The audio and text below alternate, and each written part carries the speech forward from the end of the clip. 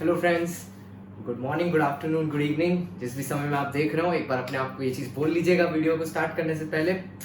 आज हम लोग अपने थर्ड क्लास में हैं। लास्ट क्लास में मैंने आपको एक सम्स दिया था, पहले वो उसका सोल्यूशन देख लेते हैं। जिन्होंने सॉल्व किया बहुत अच्छा, आप अपने सोल्यूशन से मैच करके देख लेना, और जिन्होंने नहीं सॉल्व किया अब उनको मैं क्या ही बोल सकता हूँ। एक सम एक दिन में तो आपको कर ही लेना चाहिए था, इतना टाइम तो आपको मिला ही था। आइए हम लोग देखते हैं पहले इसका सोल्यूशन, और आज का हमारा टॉपिक होगा रेसिडेंशियल स्टेटस। ठीक है, पहले कुछ बातें कर लेते हैं। रेसिडेंशियल स्टेटस हम लोग 3 पार्ट में करेंगे। ठीक है, आज रेसिडेंशियल स्टेटस का एक बेसिक जो मेन पॉइंट्स है रेसिडेंशियल स्टेटस का, कि रेसिडेंट बनते कैसे हैं, ये सारी चीजें आज बात करेंगे। उसके बाद नेक्स्ट डे हम लोग कल नेक्स्ट वीडियो में रेसिडेंशियल स्टेटस के उसी कॉन्सेप्ट पे सम्स करेंगे, because numericals are important in this topic. और उसके बाद लास्ट डे रेसिडेंशियल स्टेटस का एक दूसरा पार्ट होगा, उसके सम्स उसी दिन हो जाएंगे क्योंकि वो पार्ट काफी छोटा है, और हम लोग फिर ये वाला टॉपिक आपके साथ खत्म कर देंगे। तो हमारा ये टॉपिक कम से कम 10 मार्क्स के लिए रेलेवेंट है, 5 to 10 मार्क्स के लिए। आते हैं, चलिए देखते हैं। पहले इस दिन लास्ट दिन जो सम्स दिया था उसका सबसे पहले सोल्यूशन देख लेते हैं अपने। आइए, अच्छा पहले जो लोग बेसब्री से आंसर के लिए वेट कर रहे हैं कि सर आंसर क्या है, सीधा आंसर बताइए, क्योंकि हम लोग ने सॉल्व किया था। आंसर बताइए। तो आंसर ये होगा, टोटल टैक्स पेएबल 33,21,500। एक बार आप आराम से देख लीजिए, 33,21,500 ये आपका फाइनल आंसर होगा। ठीक है, जो जिसने भी ये सम सॉल्व किया। अब जिन्होंने नहीं सॉल्व किया या जिन्होंने सॉल्व किया उनका आंसर नहीं आया, देखिए बुरा मत मानिएगा, उदास मत होइएगा अगर आपका आंसर नहीं आया। बहुत सारी चीजें जिंदगी में एक बार में नहीं मिलती है ना। Practice makes you perfect. आप यहाँ पे अलग अलग न्यूमेरिकल्स नंबर्स लेके ट्राई कर सकते हैं। ठीक है, ये कॉन्सेप्ट को ब्रश अप करने के लिए। आइए देखते हैं। चलिए, सबसे पहले उन्होंने क्या देखा था कि ये आदमी एक एनआर है। मैंने आपको बोला था अगर एनआर सीनियर सिटीजन होता है, means exceeding the age of 60 years, उसके लिए कोई एक्स्ट्रा बेनिफिट नहीं मिलता। एक्स्ट्रा बेनिफिट सिर्फ किसको मिलता है? एक्स्ट्रा बेनिफिट सिर्फ किसको मिलता है? रेसिडेंट को मिलता है। ठीक है, तो इसकी एज 62 इयर्स है, लेकिन क्या इसका कोई इंपैक्ट होगा? नहीं सर बच्चों, कोई इंपैक्ट नहीं होगा इसका। हम लोग फिर भी वही सेम स्लैब फॉलो करेंगे, गेम के लेवल्स जिसे मैंने समझाया था। 250 तक नील होगा, 250 से 5 लाख तक 5%, 5 से 10 तक 20%, और 10 के ऊपर 30% बच्चों। आइए तो हम लोग देखते हैं इसकी टोटल इनकम कितनी है। 100 लाख और उसमें 1 लाख जुड़ा है, मतलब 101 लाख, 101 लाख। अब इसमें ना 2 ट्रिक थी। पहली तो ये एनआर वाली थी, दूसरी मैंने आपको, अगर आपको याद हो, मैंने मार्जिनल रिलीफ की डेफिनेशन में लिखाया था little more than original income की वजह से सरचार्ज। यहां पे 2 सरचार्ज की लिमिट क्रॉस हो रही है, अगर आपको याद हो तो। इंडिविजुअल के केस में क्या लिमिट थी? एक थी 50 लाख से 100 लाख तक, मतलब 1 करोड़ तक, उसमें इसमें 10% लगता था, और 1 करोड़ के ऊपर 15%। तो आपको यहाँ पे ध्यान हो, यहाँ पे 2 लिमिट क्रॉस हो रही है। पर आप एक चीज सोचो, पहली लिमिट 50 लाख क्रॉस करने के बाद ही है क्रॉस हो जा रही है, ये तो दूसरी लिमिट को भी क्रॉस कर दे रहा है। तो आप रिलीफ कहां पे चेक करोगे? सिर्फ पहली लिमिट के पास, ना कि दूसरी लिमिट को भी। मतलब आप ये देखोगे कि 15% वाली से कितना ऊपर है। ठीक है, ना कि 10% वाली से। क्योंकि अगर आप 10% का निकालते भी हो, सपोज आप ये ट्राई करने की कोशिश करते हो, तो 100 लाख 50 लाख के ऊपर कितना है? और 50। आप अज्यूम करो, आप अगर उस 50 लाख का 10% ले भी लो तो वो 10 लाख रुपए आएगा। ठीक है, अब आप करोगे 10 लाख और 50 lakh, which ever is lower, तो कौन सा आएगा? 10 ही आएगा। तो फालतू में यहाँ टाइम वेस्ट करने की जरूरत ही नहीं है। यहां पे देखिए क्या है। ठीक है, इसकी एक्चुअल इनकम 101 लाख है, तो 101 लाख पे टैक्स कितना बनता है? अगर आपको लास्ट दिन वाला स्लैब याद हो, अगर नहीं है तो ये सम बेसिकली रिवीजन था दोनों चीज का। इसमें मार्जिनल रिलीफ भी निकलता, आपका नॉर्मल टैक्स भी रिवाइज हो जाता, दोनों चीज हो जाता। गर्मी बहुत है आज। आइए, अप टू 2,50,000 नील होगा। 2,50,000 से 5 लाख 5% होता था, तो 250 का 5% इज 12,500। कैलकुलेटर लेके बैठिए साथ में, पर अब तक आपको याद हो गया होगा। यस, 5 लाख से 10 लाख के बीच में कितना था? 20% ऑफ 5 लाख इज 1 लाख। और बचा कितना? 91 लाख। उस पे कितना आएगा? 30%, विच इज 27,30,000। दूसरी तरीके से कैसे करते सर? आसान वाला तरीका जो आपने समझाया था, 101 लाख है, 10 लाख के कितना ऊपर है? 91, सीधे 91 पे 30% निकाल लो, इतना ही आएगा 2730, ठीक है। उसमें सीधा 1,12,500 ऐड कर दो, एकदम पॉइंट ब्लैंक ऐड कर दो, यही फिगर आ जाएगा 2842,500। अब सर क्योंकि ये इनकम 50 लाख को क्रॉस करती थी तो सरचार्ज लगेगा आपका, मतलब सॉरी 1 लाख को क्रॉस करती थी तो सरचार्ज लगेगा 15% पे। सर पहले 10% लगाए फिर 15% नहीं, मैंने आपको समझाया था वो गेम्स के लेवल नहीं है, वो सीधा एक ही चीज है, जहां क्रॉस करेगा वही परसेंटेज लगेगा। स्लैब रेट गेम्स के लेवल होते हैं, कंफ्यूज मत होइएगा, ठीक है। Slab is game, surcharge is no game, ठीक है। तो सरचार्ज में 15% लगा, 15% किस अमाउंट का लगेगा सर? इस अमाउंट का 15% लगेगा, जो कि आएगा 4,26,375। तो टोटल टैक्स आपका बनता कितना है? 32,68,875। फिर से रिपीट कर रहा हूं, 32,68,875 ये आपका बनता है, ठीक है। रिस्ट्रिक्ट किया जाएगा, हम लोग चेक कर रहे हैं for marginal relief. Marginal relief का चेक कैसे होगा? उस 1 लाख वाली इनकम को हटा दो जिसकी वजह से सरचार्ज लग रहा है, उसको हटा दो। उसके अलावा 100 लाख की इनकम पे टैक्स कितना होगा? 10 लाख के कितना ऊपर है 100 लाख? 90 लाख। 90 लाख पे 30% 27 लाख।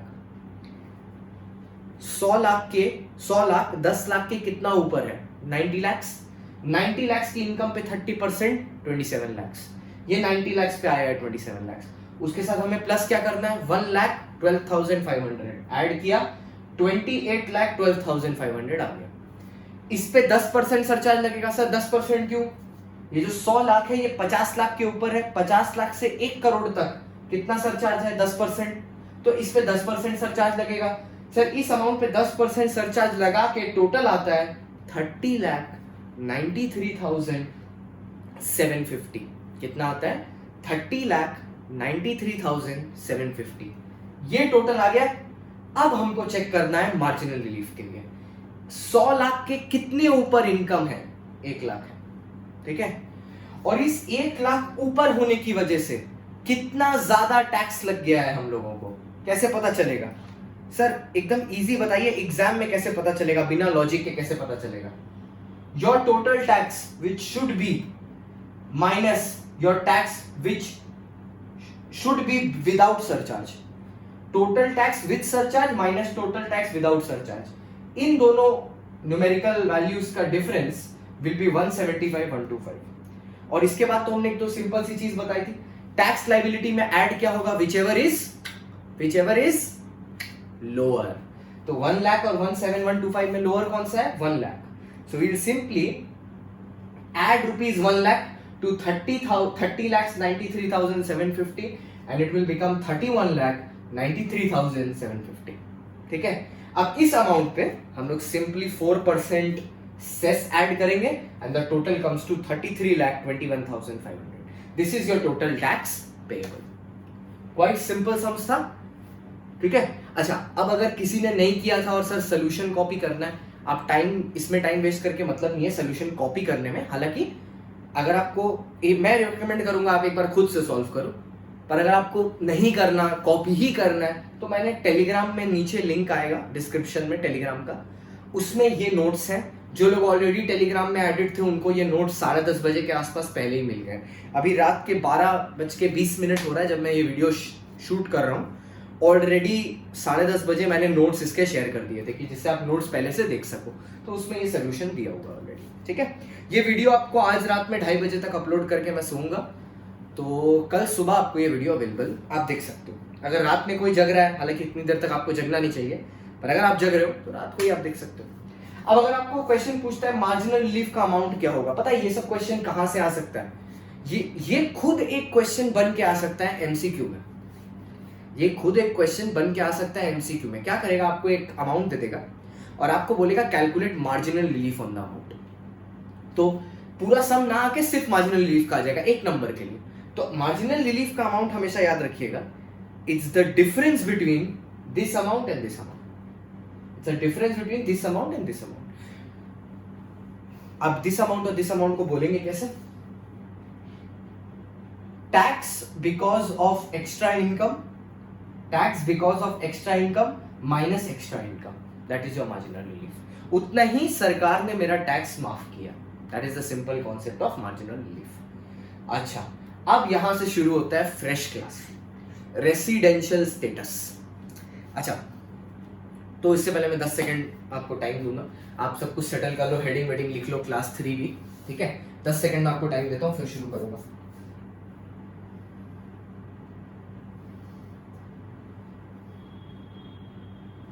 ठीक है, आइए स्टार्ट करते हैं। रेसिडेंशियल स्टेटस, ठीक है।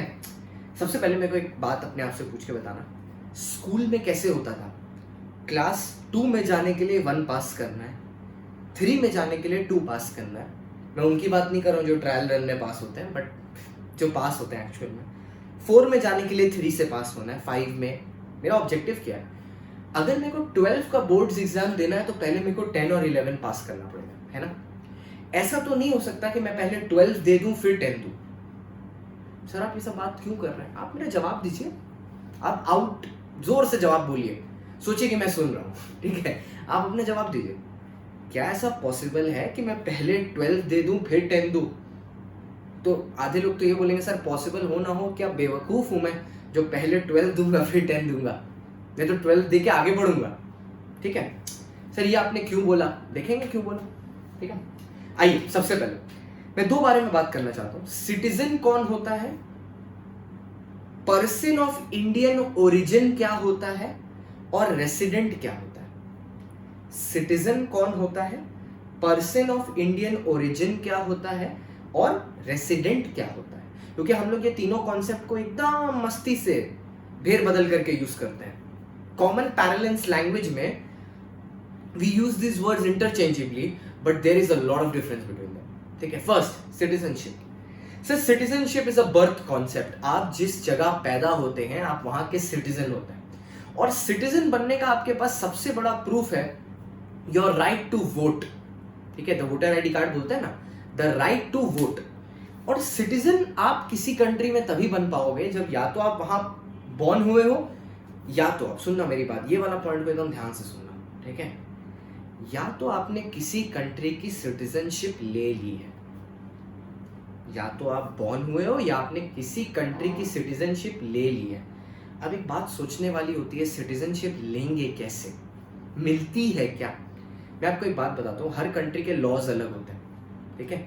अगर आप जिस कंट्री के सिटीजन पहले हैं, मतलब जहां पे आप बॉर्न हुए हैं, ठीक है, अगर वो कंट्री ये अलाउ करती है, जिसको बोलते हैं डुअल सिटीजनशिप कॉन्सेप्ट, अगर वो कंट्री ये डुअल सिटीजनशिप अलाउ करती है, उसके बाद आप डुअल सिटीजनशिप ले सकते हो। जैसे कॉन्स्टिट्यूट मतलब सिटीजनशिप अमेंडमेंट एक्ट जो है 2005 इंडिया का, वो डुअल सिटीजनशिप अलाउ करता है, ठीक है।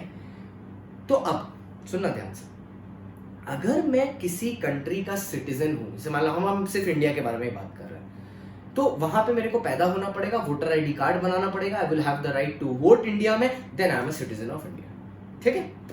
So what is a person of Indian origin? A person of Indian origin means एक ऐसा आदमी जिसके मम्मी पापा, ठीक है, जिसके फादर मदर, जिसके पेरेंट्स इंडियन सिटीजन है, पर वो इंडिया में बॉर्न नहीं हुआ।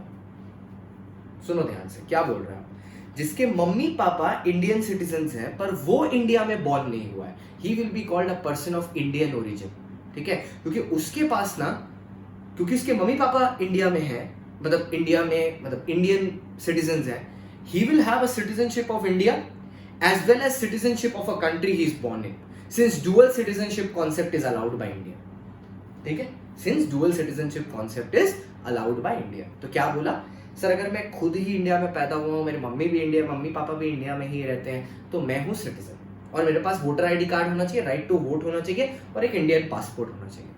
अगर मैं पर्सन ऑफ इंडियन ओरिजिन हूँ, ठीक है, मतलब मेरे मम्मी पापा इंडिया से थे, इंडिया के सिटीजन है, मैं नहीं हूँ, तो मेरे पास सिटीजनशिप तो है इंडिया का, और जिस कंट्री में बॉर्न हुआ हूं मैं वहां का भी, पर एक डिसएडवांटेज है, I will not have the right to vote, I will not have the right to vote, ठीक है, मेरे पास वोटिंग राइट नहीं होगा। क्या यही मतलब बेसिकली प्राइमरी डिफरेंस? अगर आप कुछ बोलो ना कि सिटीजनशिप और पर्सन ऑफ इंडियन ओरिजिन में क्या है. Person of Indian origin will not have a right to vote, but a citizen will always have a right to vote. ठीक है. और तीसरा आता है रेसिडेंट. सर टैक्सेशन पर्पस के लिए ओरिजिन और सिटीजनशिप सिर्फ एक बार काम आएगा. ओरिजिन और सिटीजनशिप सिर्फ एक बार काम आएगा, लेकिन रेसिडेंशियल स्टेटस, जैसे मैंने लास्ट क्लास में भी बोला था, it is the basis of taxation. Without understanding the concept of residential status आप टैक्सेशन कंप्यूट ही नहीं कर पाएंगे. क्यों पता है? क्यों प्रॉब्लम क्यों है पता है? अगर आपको ये नहीं पता होगा कि आप रेसिडेंट हैं या नहीं, आपको ये नहीं पता चलेगा कौन सी इनकम इंडिया में टैक्सेबल है या नहीं, है ना. अगर आपको ये नहीं पता होगा कि आप रेसिडेंट हैं या नहीं, आपको ये नहीं पता होगा कौन सा इनकम टैक्स का स्लैब आपको लगाना है, जो हम लोग ने स्लैब लास्ट डे पढ़ा. तो residential concept is the base. ठीक है. I will be using some acronyms throughout the notes, इसलिए मैंने पहले ही फुल फॉर्म यहाँ पे लिख दिया. देखिए एक बार, अगर मैं आर लिखता हूं नीचे नोट्स में कहीं, तो उसका मतलब है मैं रेसिडेंट हूं. क्या मतलब होता है रेसिडेंट का, थोड़ी देर बाद आएंगे. एनआर अगर मैं लिखता हूं तो मैं नॉन रेसिडेंट हूं. अगर मैं आर लिखता हूं, इसका मतलब है रेसिडेंट एंड ऑर्डिनरीली रेसिडेंट हूं. ऑर्डिनरी आदमी हूं, आम आदमी, मैंगो पीपल. और अगर मैं RNOR हूं तो मैं resident and not ordinarily resident. ठीक है. ये बस फुल फॉर्म था, समझाया कुछ भी नहीं, तो दिमाग में जोर मत देना ये क्या होता है ये क्या होता है. रिलैक्स. मेरे को ये बताओ out of the blue, person का सेक्शन क्या है? पर्सन का सेक्शन क्या? आप लोग मन में बोल लो, फिर मैं बोलता हूं. 2 क्लॉज 31. पर्सन के डेफिनेशन में कौन कौन आता है? Individual, HUF, AOP, BOI, company, firm, local authority, artificial juridical person. ये आते हैं ना पर्सन के डेफिनेशन में. सर आपने पर्सन क्यों रिवाइज कराया? सर वो तो फर्स्ट क्लास का था. इसलिए कराया क्योंकि आज मेरे को इसकी जरूरत पड़ेगी. ठीक है. और मैं पूरा क्लास कराते टाइम ना बीच बीच में लास्ट डे के टॉपिक रिवाइज कराता रहूंगा, जिससे आपको कुछ भी भूलना ना पड़े. ऐसा ना हो जाए कि आप बोलते ना कि सर याद तो है पर एग्जैक्टली याद नहीं है क्या पढ़ाया था आपने, क्योंकि रिवीजन तो हमने किया नहीं सर. हम लोग तो लॉकडाउन का पूरा मजा उठा रहे हैं, दिन रात टीवी देख रहे हैं, नेटफ्लिक्स देख रहे हैं, कैरी मिनाटी का वीडियो आ रहा है यूट्यूब में, वो देख रहे हैं. हम लोग सर जिंदगी अभी इंजॉय कर रहे हैं. ठीक है. पढ़ाई चल रहा है, आप वीडियो बनाते हैं, हम लोग देख लेते हैं. तो बस मैं रिवाइज करा देता हूँ. ठीक है. अब इन हर इंसान जो पर्सन की डेफिनेशन में आया है, हम लोगों को, तब आपको और हमको मिलके इन सबका रेसिडेंशियल स्टेटस देखना है. इन सबका रेसिडेंशियल स्टेटस देखना है. अच्छा, इफेक्ट क्या होगा रेसिडेंट बनने से? पहले इफेक्ट समझो. अगर कोई व्यक्ति, या बेटर हम बोले अगर कोई पर्सन इंडिया में रेसिडेंट हो जाता है, तो उसका, अगर कोई पर्सन इंडिया में रेसिडेंट हो जाता है तो उसका इनकम इंडिया में टैक्सेबल हो जाता है. क्या बोला मैंने? अगर कोई पर्सन इंडिया में रेसिडेंट हो जाता है तो उसका इनकम इंडिया में टैक्सेबल हो जाता है. Means his income is taxable in India. तो इसी के लिए हम लोग को रेसिडेंट स्टेटस समझना पड़ता है. ठीक है. तो आज हम लोग इसी के साथ शुरू करते हैं. सबसे पहले कौन आया था डेफिनेशन में पर्सन की? इंडिविजुअल. सेक्शन आएंगे 4. 6 sub clause 1, 6 clause 2, 6 clause 3, 6 clause 4 and 6 clause 6 जिसको हम प्यार से बोलते हैं. ठीक है. आइए, अब मैंने क्यों क्लास 10 और 12 समझाया था, ये सबके लिए है. इंडिविजुअल, HUF, पर्सन सब आएगा यहाँ पे. ठीक है. इसको छोड़ो देखो. सेक्शन 6(1) का कंडीशन डिसाइड करेगा कि हम रेसिडेंट होंगे कि नॉन रेसिडेंट होंगे. दिस इज योर क्लास 10 का exam. Either you will pass और यू विल फेल. ठीक है. ईदर यू विल पास और you will fail. Suppose if you fail, will you be promoted to class 11? No sir. तो क्या करेंगे sir? फिर से 10 पढ़ना पड़ेगा. तो देखो इसके नीचे कुछ है ही नहीं. इसके नीचे खाली क्या है? इसके नीचे है अंधकार. वापस से पढ़ाई करना पड़ेगा आपको 10 की ही. पर सर अगर हम 10 पास कर गए तो अब होगी पार्टी दोस्तों के साथ, कॉलेज वॉलेज घूमना होगा, बाहर खाना पीना होगा, कौन से स्कूल जाना है 11-12 में ये डिसाइड होगा, डिस्कशन होगा, पेरेंट्स आपस में बच्चों की परसेंटेज कंपेयर करेंगे. बस एक छोटी सी बात मैं बोलना चाहता हूँ इसी में, ये कंपैरिजन मत किया करो, कभी भी अपने आप को दूसरे से कंपेयर मत करो, because the day you start comparing yourself with someone ना, आपको अपनी कैपेबिलिटी पे डाउट होने लगता है। ये आप रियलाइज करके देखना, आप जब भी अपने आप को किसी से कंपेयर करोगे ना, तो आपको लगेगा कि यार वो ये है, मेरे को भी होना चाहिए था, मतलब आप अपने आप को कम समझते हो कोई चीज से। You can look up to someone but never compare yourself with someone, ठीक है।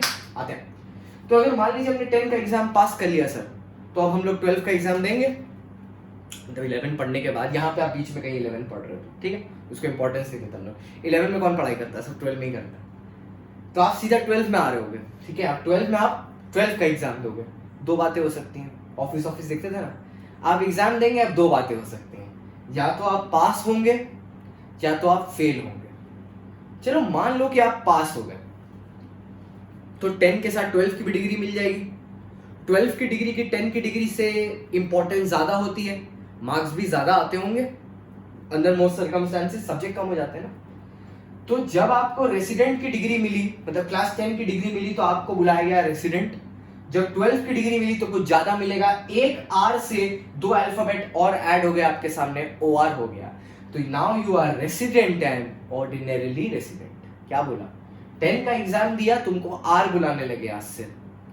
तुमने 12 का एग्जाम दिया, परसेंटेज और अच्छी आई, पास हो गया, तुम ROR बन गए, ठीक है, तुम्हारी इज्जतें बढ़ गई, बढ़ी हुई इज्जतें, ठीक है।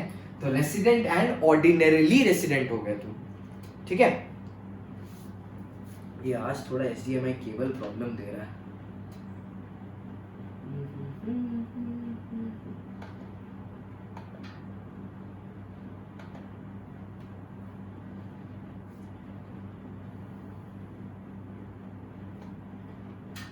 एक सेकंड ना,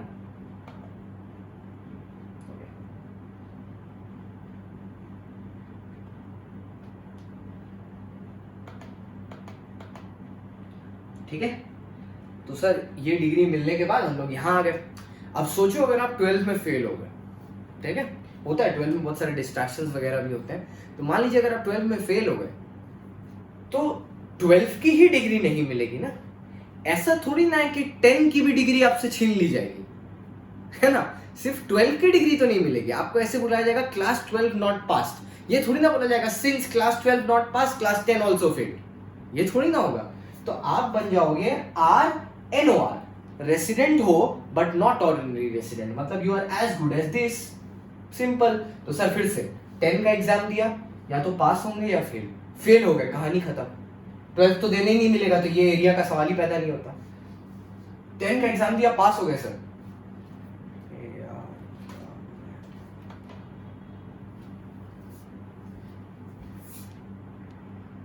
हाँ। तो फिर आप 10 का एग्जाम देके 12 में आ गए, प्रमोट हो गए आप, ठीक है। अब अगर आप प्रमोट हो गए, तो प्रमोट होने के बाद आप 12 का एग्जाम देंगे, या तो पास होंगे, पास हो गए तो आपका स्टेटस ROR, जय जय। और अगर पास नहीं हुए तो RNOR, जो रेसिडेंट का स्टेटस है वही रहेगा। जो 10 का एग्जाम होता है उसका सेक्शन है 6 क्लॉज 1, जो 12 का एग्जाम होता है उसका सेक्शन है 6 क्लॉज 6, सिंपल, 6(1)(6)(6), ठीक है। आइए 6(1) का कंडीशन क्या बोलता है। 6(1) का कंडीशन आपको रेसिडेंट बनाता है, ठीक है। और ये वाला कंडीशन जो 6(1) का है, जो आपको रेसिडेंट बनाता है, ये सिर्फ इंडिविजुअल के लिए। अभी हम लोग किसके बारे में बात कर रहे हैं, सिर्फ इंडिविजुअल, अभी अलग अलग आएगा थोड़ी देर में। अभी हम लोग सिर्फ इंडिविजुअल के बारे में बात कर रहे हैं। 6(2) में बाकी एंटिटीज के बारे में बात करेंगे, HUF वगैरह। 6(1) इज ऑल अबाउट इंडिविजुअल।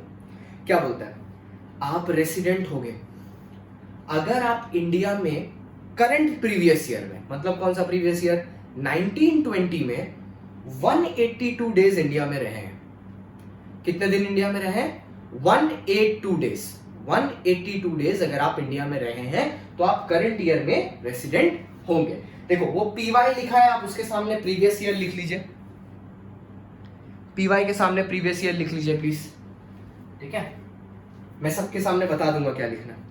अगर आप ये कंडीशन नहीं फुलफिल कर पाए, यहाँ पे और दिख रहा है, और बहुत इंपॉर्टेंट है, अगर आप ये कंडीशन नहीं फुलफिल कर पाए तो आपको एक दूसरा चांस मिलता है इधर, ठीक है। आपको जो इधर चांस मिलता है ये क्या है, 60 days in a previous year, 60 days in a previous year, मतलब इस करंट प्रीवियस ईयर में आप इंडिया में बस 60 डेज रह जाइए एटलीस्ट, मतलब 1920 में 60 days plus, there is a plus, you can say it's an and 365 days in 4 preceding previous years.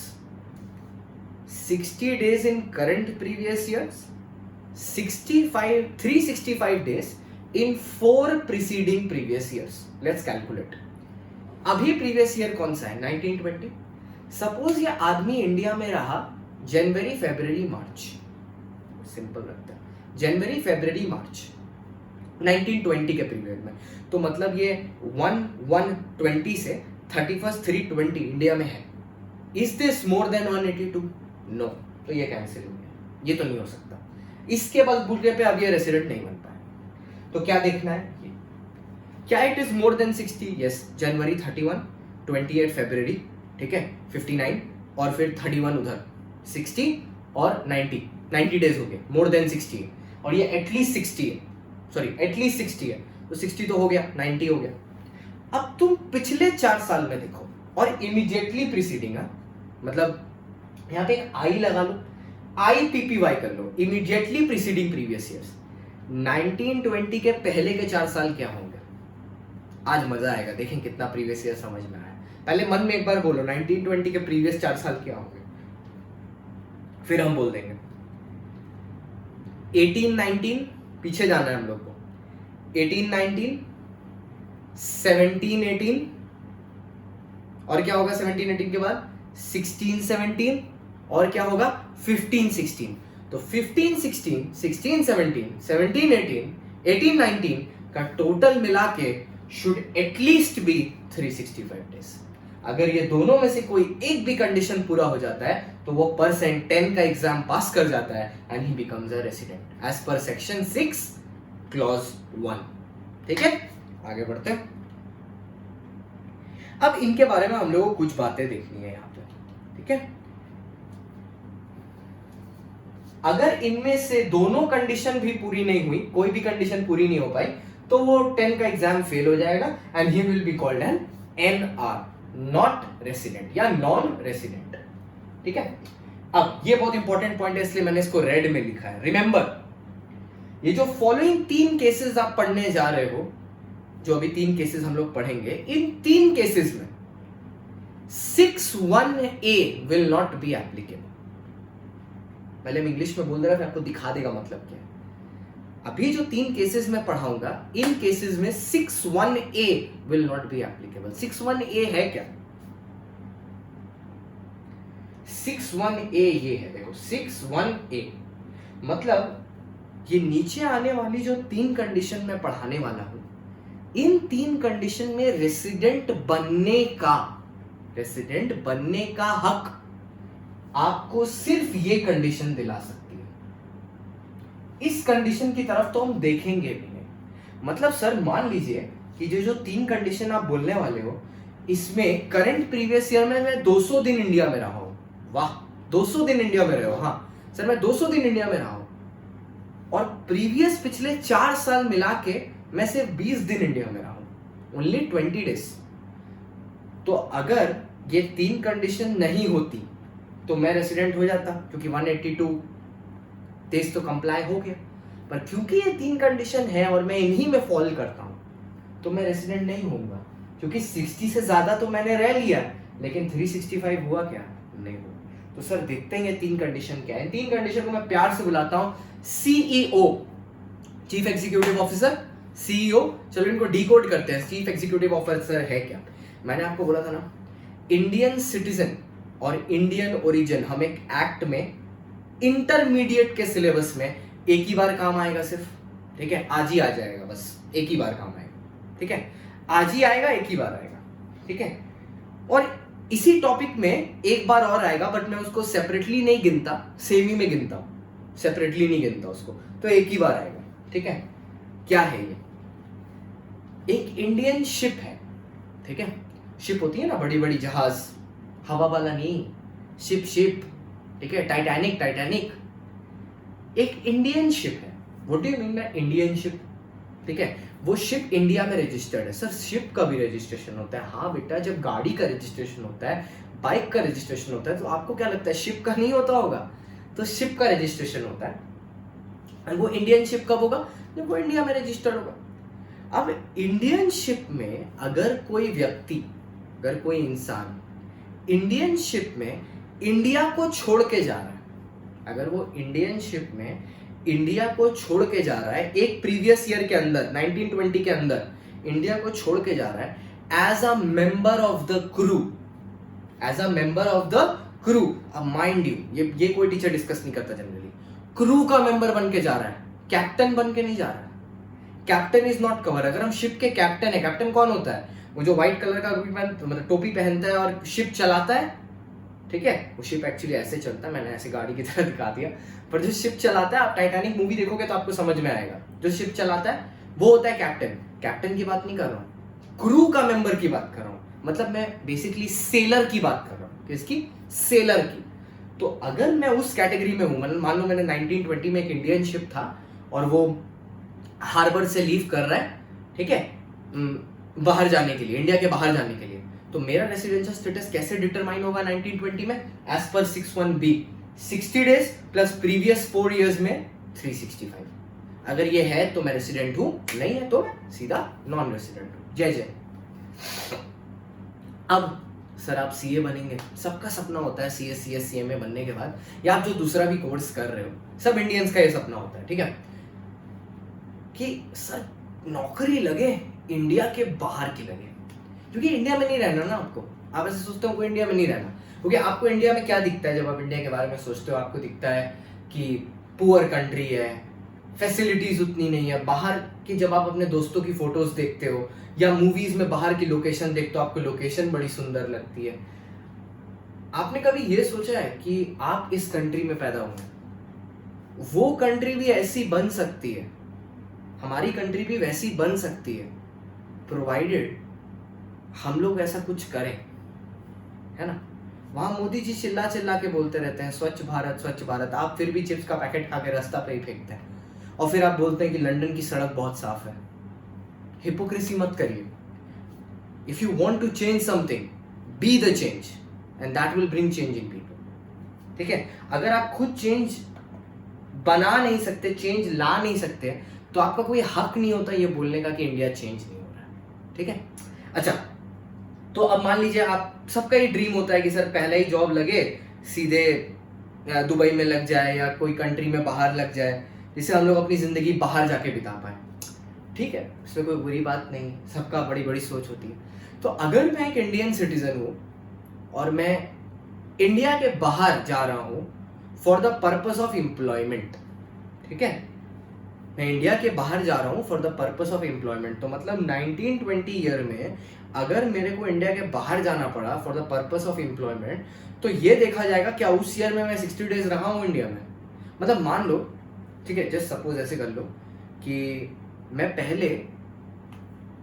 Indian citizen हूँ, मैं पहले ऑस्ट्रेलिया में काम करता था, ठीक है, मैं 1 जनवरी को इंडिया आया, ठीक है, मैं 1 जनवरी को इंडिया आया, मैंने ऑस्ट्रेलिया में काम छोड़ दिया, मैं 1 जनवरी को इंडिया आया और 31 जनवरी में मेरा जॉब लग गया दुबई में, तो मैं इंडिया में तो 31 दिन ही रहा, तो क्या मैं यहाँ पे रेसिडेंट कहलाऊंगा? नहीं, मैं बिल्कुल नहीं कहलाऊंगा। और सिमिलरली सोचो ऐसे कि मैं 1 जनवरी को इंडिया आया और मैं 12 फरवरी को मेरा जॉब लग गया दुबई में और मैं दुबई जा रहा हूँ, क्या अभी भी मैं रेसिडेंट कहलाऊंगा? नहीं, क्योंकि 60 डेज तो हुआ ही नहीं।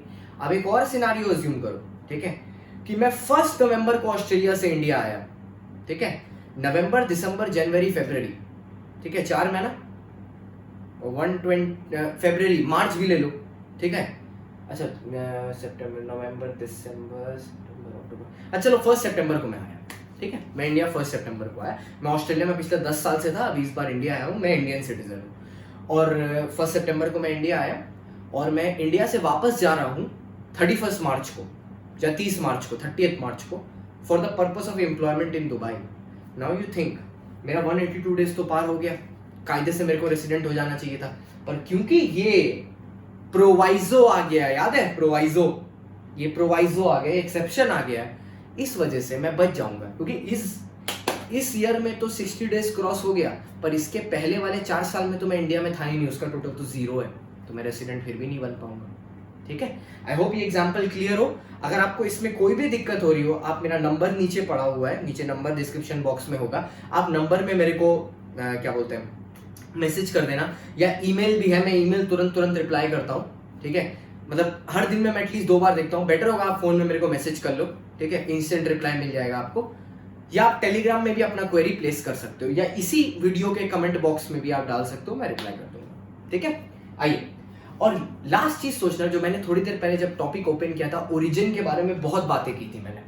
ओरिजिन का मतलब क्या होता है? ओरिजिन का मतलब आपके मम्मी पापा इंडियन सिटीजन है, आप नहीं है, आप बाहर पैदा हुए हैं। तो मान लीजिए आप पर्सन ऑफ इंडियन ओरिजिन है और आप इंडिया आ रहे हैं घूमने, होता है ना, माँ बाप इंडिया में है, माँ बाप इंडिया के सिटीजन है, तो बच्चों को जब बड़ा करते हैं, भले ही आउटर कंट्रीज में रह रहे हैं, तो इंडिया के बारे में बहुत सारी बातें बताते हैं। तो जब बच्चे वहां बड़े हो जाते हैं तो वो चाहते हैं कि इंडिया आके देखें एक बार।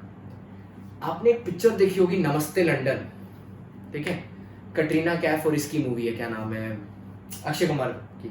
ठीक है, उसमें भी कटरीना को वापस लेके आया जाता है पंजाब, जहां से उसके मम्मी पापा इंडियन सिटीजन है, पर वो इंडियन ओरिजिन के, क्योंकि वो यहाँ पैदा नहीं हुए, बाहर पैदा हुए। ठीक है, मूवीज देखा करो, मूवीज से बहुत कुछ सीखने मिलता है, अच्छी मूवीज देखा करो। ठीक है, फालतू ड्रामा मूवीज देख के मतलब नहीं है। ठीक है, अच्छी सीरीज देखा करो, सीखने मिलेगा आपको चीजें, और कुछ नहीं। ठीक है, तो अगर पर्सन ऑफ इंडियन ओरिजिन है और वो इंडिया आ रहा है वापस देखने, ताजमहल देखने आ रहा है वगैरह वगैरह, तो उस केस में उसका 182 डेज वाला चीज नहीं देखेंगे हम लोग, 60 वाला डेज देखेंगे। यहाँ पे ना अब आप थोड़ा सा ना, बोला ना क्यों और कैसे, थोड़ा सा सोचो। ठीक है, कि ये क्यों किया गया। ठीक है, अब एक इंडियन ओरिजिन का आदमी पहली बार इंडिया घूमने आ रहा है, या दूसरी बार या तीसरी बार, कितने बार भी आ रहा है, वो इंडिया घूमने आ रहा है। अब इंडिया इतना बड़ा है, ठीक है, घूमने में टाइम तो लगेगा, सब जगह जाने में टाइम लगेगा। अगर आप वो 182 डेज वाला कंडीशन लगा देते तो हमारी दिक्कत हो जाती। याद है, अतिथि देवो भव, अतिथि भगवान होता है, मेहमान भगवान होता है। तो एक आदमी इंडिया घूमने आया, तुमको तो रेवेन्यू वो देगा ही, सरकार को तो वो रेवेन्यू मिलेगा ही उनसे, जो भी वो घूमने आ रहे हैं। कैसे? फ्लाइट टैक्सेस, होटल में यहाँ रह रहे हैं उनके टैक्सेस, टूरिज्म पे कमाई, tourism is a very good industry in India to earn money. ठीक है, तो ये सबसे तो इनकम हो ही रहा है गवर्नमेंट को। ठीक है, तो गवर्नमेंट बोलता है फालतू में किसी पे टैक्स लगा के कोई मतलब नहीं है, जबकि वो इंडिया में रहने तो आ नहीं रहे हो, तो सिर्फ घूमने आ रहा है, इसलिए इसको इस कैटेगरी में डाला गया। तो सीईओ क्यों डाला आपने नाम? पहले वाले से आया क्रू सी, दूसरे वाले से आया एम्प्लॉयमेंट ई, तीसरे वाले से आया ओरिजिन ओ। जैसे ऐसे एक एग्जांपल है, इंग्लैंड का पहले एक प्लेयर हुआ करता था, मॉन्टी पेनेसार। ठीक है, उसके भी मम्मी पापा इंडियन सिटीजन्स थे, but Monty was born in England, that is why he plays for England. ठीक है, not for India, Indian origin, and dual citizenship का कॉन्सेप्ट इज एप्लीकेबल आता है, इसलिए मैंने यहाँ पे लिखा मॉन्टी पेनेसार। ठीक है, कोई प्रमोशन नहीं कर रहा इंग्लैंड का, बस ऐसे ही लिख दिया, यह आता है। काफी अच्छा बॉलर था, मतलब हरभजन का एकदम डीटो कॉपी लगता था देखने में, लुक अलाइक। ठीक है, अच्छा, अब अगर आपने 6-1 पार कर दिया, क्लास 10 आप पास हो गए, तो अब आएगा क्लास 12 की डिग्री। क्लास 12 की डिग्री कौन से सेक्शन में अवेलेबल है? 6-6 में, 6 क्लॉज 6। अब 6-6 ना एंड कंडीशन है, 6-1 और था, जैसे 6-1 में और था ना, ए या बी पूरा कर दो, यहां पे ए एंड बी पूरा करना है, you have to fulfil both, you have to fulfil A as well as B, दोनों फुलफिल करना पड़ेगा आपको। तो ए और बी है क्या? ए क्या बोलता है? रेसिडेंट इन 2 प्रीवियस ईयर्स और मोर इन लास्ट 10 प्रीवियस ईयर्स। पिछले 10 प्रीवियस ईयर्स में से किसी भी 2 प्रीवियस ईयर्स में आपको रेसिडेंट होना पड़ेगा, किसी भी 2। ठीक है, यहां पे ऑर्डर नहीं है, किसी भी 2 में हो सकता है। लाइक फॉर एग्जांपल, कैसे देखेंगे सर? 1920 करंट ईयर है, इसके पिछले के 10 साल। ठीक है, मतलब कैसे कैलकुलेट होगा सर? 18-19, 17-18, ठीक है, 16-17, 15-16, ठीक है, 14-15, 13-14, ऐसे करते हुए पिछले 10 साल देख लीजिए। किसी भी साल में आप रेसिडेंट होंगे तो चल जाएगा। सर कैसे चेक करेंगे कि रेसिडेंट है कि नहीं? 61 वापस से रेसिडेंट चेक करने का तो वही तरीका है। मतलब सर मान लीजिए हम 1819 में इंडिया में रहे हैं 200 दिन, 1819 में हम इंडिया में रहे हैं 200 दिन, 200 डेज हो गए उस साल में रेसिडेंट। लेकिन सर 1718 में हम इंडिया में रहे हैं सिर्फ 72 डेज। तो अब हमको क्या करना होगा, पिछले 4 साल का टोटल लगा के देखना होगा 365। सर पिछले 7 साल का टोटल लगाया तो 300 आया, तो 1718 में हम रेसिडेंट नहीं है, ठीक है। फिर सर 1617 देखा तो 1617 में हम इंडिया में रहे हैं 184 डेज, हो गया 184 डेज रेसिडेंट। तो अब आप कौन कौन से ईयर में रेसिडेंट हुए, आप हुए 1718 में रेसिडेंट और 1617 में रेसिडेंट, सॉरी 1819 में और 1617 में। तो आपको 2 साल मिल गए, तो आप बाकी सब चेक ही मत करना, क्योंकि क्या बोल रहा है 2 आउट ऑफ 10। ऐसे उधर क्या था 182 60 प्लस 4 इन 365 इन 4, ठीक है। न्यूमेरिकल्स याद करो, नंबर्स याद करो क्या क्या थे। 182 था, 182 इस तरफ ऑफ द पेज लिखा हुआ था, उधर क्या था सर 182 के इधर क्या था, इधर था 60 प्लस 365 इन 4 years। यहां क्या है 2 out of 10, you have to get just 20%, 2 out of 10। And focus यहां करो, यहां ये है, ये जो वर्ड है ना इस पे सारा फोकस होना चाहिए आपका। एंड यही ना एग्जाम में भूल जाता है बच्चा, किड्स एंड ये चेक करता है, लिख देता है 6 कंप्लाइड विथ, और पूरा सम कैलकुलेट करके चला आता है। एंड है, दोनों चेक करना पड़ेगा। 6-1 में एक भी चेक करने से हो जाएगा, अगर एक में निकल गया तो दूसरा देखने की जरूरत नहीं है, क्योंकि वो और है, ठीक है। एंड में आते हैं, in India for 730 days in last 7 previous years. अब एंड कंडीशन क्या बोल रहा है, आप 7 प्रीवियस ईयर्स का टोटल लगाइए, जितना दिन आप इंडिया में रहे हैं, 7 प्रीवियस ईयर्स का आप पूरा का पूरा टोटल लगाइए, जितना आप इंडिया में रहे हैं, पूरा 730 डेज का, सॉरी 7 ईयर्स का, उसका टोटल मिला के 730 एटलीस्ट होना चाहिए। अगर 730 से कम है तो ये वाला कंडीशन नहीं हुआ, फिर अगर ये हो भी गया तो कोई मतलब नहीं है, तो आपका 12 पास नहीं होगा, आपको सिर्फ 10 का डिग्री मिलेगा, you will only be a resident, ठीक है। 730 days out of 7 previous years, इधर क्या था 2 आउट ऑफ 10, इधर है 730 आउट ऑफ 7। 732 नहीं है और वो 180 नहीं है, यही कंफ्यूजन होता है एग्जाम में, 182 है, ये 730 है। आइए आगे आइए। हाँ, ये कॉमन पॉइंट है 6-1 और 6-6 के लिए। जिस दिन वो आदमी इंडिया में आ रहा है, जिस दिन वो इंसान इंडिया में अराइव कर रहा है, एयरपोर्ट में उतर रहा है वो दिन, और जिस दिन वो एयरपोर्ट से इंडिया के बाहर जा रहा है, दोनों दिन को इंक्लूड किया जाएगा in his time of stay. क्या बोलना चाहते हैं, लाइक सपोज एक आदमी 1 जनवरी को इंडिया में आया, 1 नवंबर को इंडिया में आया, तो 1 नवंबर को, और 30 नवंबर को वो इंडिया छोड़ के जा रहा है, तो उसका पीरियड ऑफ स्टे कितना होगा 30 डेज पूरा। फर्स्ट जिस दिन वो आया वो भी इंडिया में इंक्लूड होगा, और 30 जिस दिन वो इंडिया को छोड़ के जा रहा है that will also be included. Just read it once. हाँ, क्या बोल रहा है, the day he enters India and the day he leaves India shall be included in the stay in India. ये सब कुछ इंडिया में इंक्लूड होगा, ठीक है। अच्छा आगे आते हैं, अब हमने बोल दिया इंडिविजुअल हो गया, अब HUF फर्म लोकल अथॉरिटी इस पे आते हैं 6-2, ठीक है 6-2।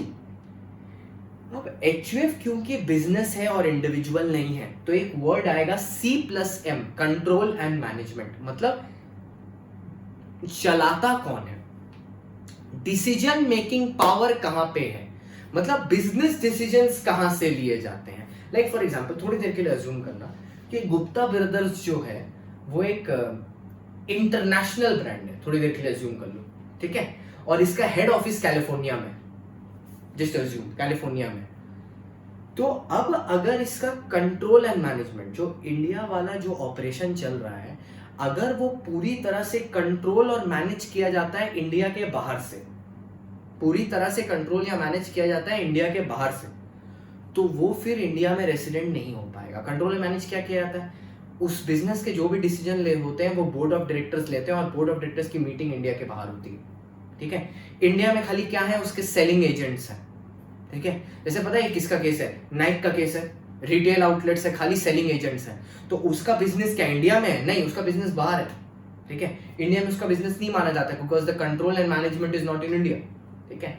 तो control and management of its affairs should be in India either Holi और पार्टली, या आधा हो या पूरा इंडिया में हो तो इंडिया में रेसिडेंट। लेकिन अगर पूरा बाहर हो गया, ठीक है, मतलब अगर थोड़ा सा इंडिया में है, ठीक है, या पूरा इंडिया में है तो रेसिडेंट है, लेकिन अगर पूरा बाहर है तो रेसिडेंशियल स्टेटस नहीं मिलेगा। देखो टिक करके दिखा दिया, रेसिडेंट 6(1) अगर होली या पार्टली इन इंडिया है, अगर पूरा इंडिया के बाहर है तो रेसिडेंशियल स्टेटस नहीं मिलेगा, नॉन रेसिडेंट हो गया।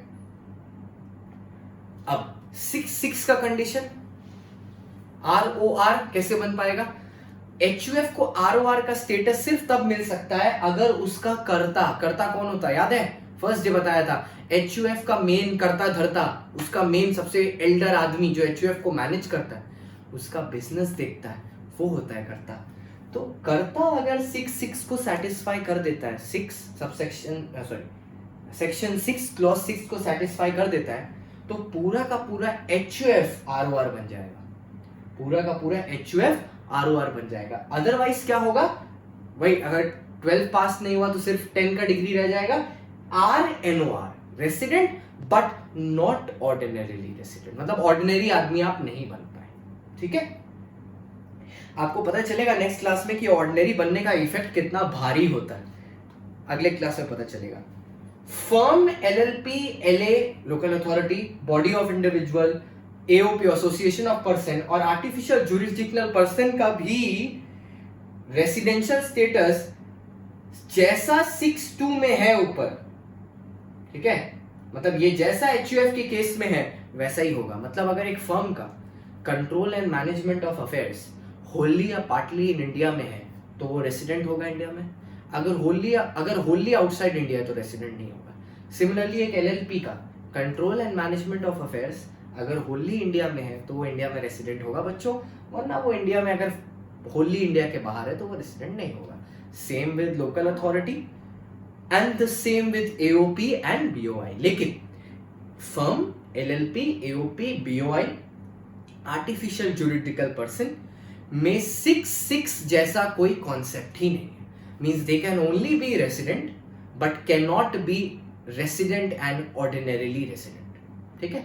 ये जो ROR का कॉन्सेप्ट है ना, ये सिर्फ दो लोगों के लिए है, इंडिविजुअल के लिए और HUF के लिए। ना ही ये कंपनी के लिए होता है, ना ही बाकी किसी और के लिए होता है। मतलब पर्सन की डेफिनेशन में दो लोग अलग हैं, इंडिविजुअल और HUF, इनकी कहानी अलग है, बाकी सबकी कहानी अलग है, ठीक है। So it's like 2:6 because there are 8 people, 2:6, ठीक है। आते हैं फिर से, देयर आर 8 पीपल, 2:6, इंडिविजुअल और HUF में R का भी कहानी है, ROR का भी कहानी है, तो वो अलग हो गया। इधर इनके पास क्या बोलते हैं, firm, LLP, local authority, AOP, BOI, artificial jurisdictional person, और कंपनी के पास सिर्फ 6(1) है और कुछ नहीं, ठीक है। इनके पास सिर्फ एक ही कंडीशन है, रेसिडेंट बनने का हक है, मतलब सिर्फ 10 पास करने का, इनके लिए 12 की डिग्री है ही नहीं।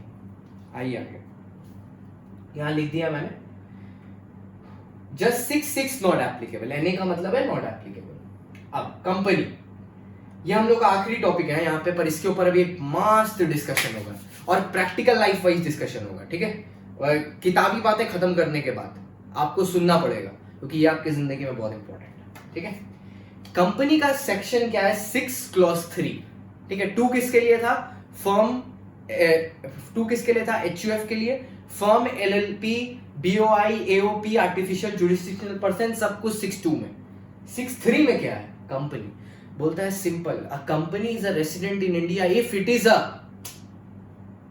An Indian company. अगर वो इंडियन कंपनी है तो रेसिडेंट है इंडिया में, और बातचीत करने का ही दरकार नहीं। कंपनी कितने टाइप की होती है, डोमेस्टिक, इंडियन, फॉरेन। अगर डोमेस्टिक और इंडियन सच में एक होता है, जैसे काफी टीचर्स आपको पढ़ाते होंगे और काफी बच्चे अज्यूम कर लेते हैं, तो यहाँ पे ये इंडियन कंपनी क्यों लिखा, डोमेस्टिक कंपनी लिख देता, पर उसने इंडियन लिखा। और उसने और में क्या लिखा है, एनी अदर कंपनी जिसका पोयम इंडिया में है, जिसका पोयम इंडिया में, सर वो पोयम का आता है नहीं, place of effective management is in India, ठीक है, मतलब इंडियन कंपनी तो इंडिया में रेसिडेंट है ही, बाकी जो दूसरा कंपनी है वो इंडिया में रेसिडेंट कब हो जाएगा, अगर उसका पोयम इंडिया में। What is poem? Place of effective management. अब एक क्वेश्चन आता है, पोयम का और मतलब बताइए। पोयम को हम लोग इंडिया में तब मानेंगे अगर की बिजनेस डिसीजन, ये वर्ड याद करने हम लोग को करवा देगा, की बिजनेस डिसीजन या कमर्शियल डिसीजन, ठीक है, इन सब्सटेंस, की business decision, commercial decision in substance India में लिए जा रहे हैं। तो मैनेजमेंट, की management, business decision, commercial business decision और इन सब्सटेंस इंडिया में लिए जा रहे हैं। तो ठीक है, आपका सिलेबस यही खत्म है। आईसीआई इसको डिस्क्राइब भी नहीं करता, टीचर्स भी जनरली क्लास में नहीं बताते, यही खत्म हो गया ये, कि बस 3 पॉइंट आपको इन लोग याद करा देता है एग्जाम में, की management, commercial decision for the conduct of business are taken in substance, बस यही खत्म हो जाता है। हम लोग यहाँ खत्म नहीं करेंगे, हम लोग बात करेंगे इसके बारे में, इसका मतलब क्या है, इन वर्ड्स का मतलब क्या है, की मैनेजमेंट, कमर्शियल डिसीजन, सब्सटेंस, मतलब क्या है। की मैनेजमेंट का मतलब है कि बोर्ड ऑफ डायरेक्टर्स कहाँ बैठते हैं, कहाँ डिसीजन लेते हैं, ठीक है, बोर्ड ऑफ डायरेक्टर्स कहाँ बैठते हैं, कहाँ डिसीजन लेते हैं। अब इसी में ये बात एक और बोलता है, इन सब्सटेंस। कभी कभी ऐसा होता है कि बोर्ड ऑफ डायरेक्टर्स बैठते तो इंडिया में है, लेकिन उन्होंने क्या किया होता है, अपना पावर किसी और को डिस्चार्ज कर दिया होता है कि वो इनके बिहाफ पे डिसीजंस लेगा। लाइक फॉर एग्जांपल, मैं सिंपल सा बात बता रहा हूं, एक इंडियन कंपनी है, ठीक है, एक फॉरेन कंपनी है, उसका एक ब्रांच इंडिया में है, ठीक है, और एक ब्रांच चाइना में, चाइना को छोड़ दे, ठीक है, एक ब्रांच उसका रशिया में, ठीक है, उसका एक ब्रांच इंडिया में, एक ब्रांच रशिया में। अब जो बोर्ड ऑफ डायरेक्टर्स हैं वो फिजिकली इंडिया में बैठते हैं, ठीक है, फिजिकली इंडिया में बैठते हैं, लेकिन सारा डिसीजंस यूएस में जो फैक्ट्री है वो लेती है कि इंडिया की फैक्ट्री में कितना प्रोड्यूस होना पड़ेगा और यूएस की फैक्ट्री में कितना प्रोड्यूस होगा, सब वो डिसीजन लेती है। तो आप क्या बोलेंगे, क्या इसका effective decision making power in substance India में है? इन सब्सटेंस मतलब एक्चुअलिटी में इंडिया में है? नहीं है, बाहर है। तो इन सब्सटेंस पावर इंडिया में होना चाहिए, ना कि बोर्ड ऑफ डायरेक्टर से बैठने इंडिया में चाहिए, उनके डिसीजन मेकिंग भी इंडिया में ही होना चाहिए, सारे सिग्निफिकेंट डिसीजन वो इंडिया में ही ले। पता है ये कॉन्सेप्ट कितना वास्ट है और कितना सब्जेक्टिव है। बहुत सारे तरीके होते हैं पोयम समझने के। ऐसे पोयम समझने का ये भी तरीका है कि इंडिया में उस कंपनी के कितने एसेट्स हैं, पोयम समझने के लिए। ऐसे एक्ट बोलता है अगर उस कंपनी के more than 50% of the assets are located in India, तो उस कंपनी का पोयम इंडिया में है। लाइक फॉर एग्जांपल, कोई कंपनी का नाम लेते हैं, फॉरेन कंपनी किसी का भी नाम ले लेते हैं, किसका ले,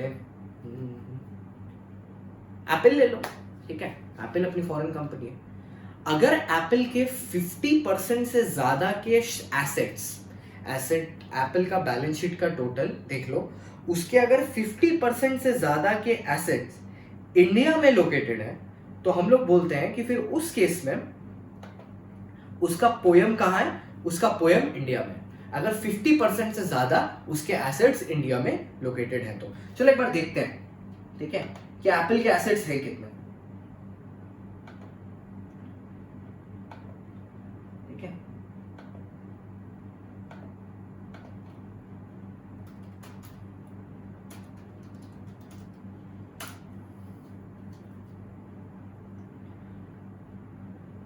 टोटल एसेट दिख रहा है 338.516 बिलियन इन 2019।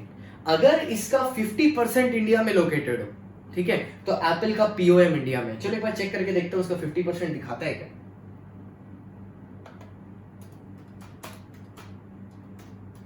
चलो देखें इंडिया में दिखाता है कि नहीं, ना नहीं दिखा रहा। अर्निंग्स वगैरह दिखा रहा है, चलो देखते हैं इससे कुछ समझ में आता है क्या हम लोगों को।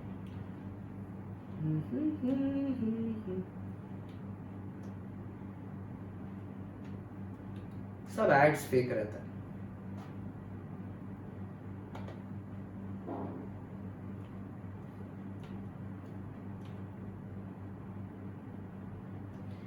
ये देख रहे हो, एप्पल का net profit in 18-19 Apple India's net profit fell more than 70% to 262.27 crore, more than 70%। ये सारा मार्केट कौन खा गया पता है? वन प्लस, सारा का सारा मार्केट।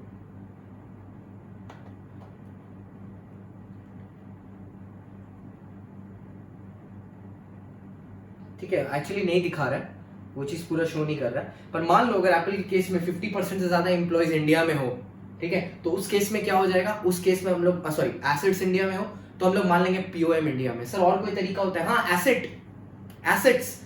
एसेट्स हो गया। एम्प्लॉयज, अगर 50% से ज्यादा एम्प्लॉयज एप्पल के इंडियन रेसिडेंट हैं तो Apple as a company Indian resident हो जाएगा।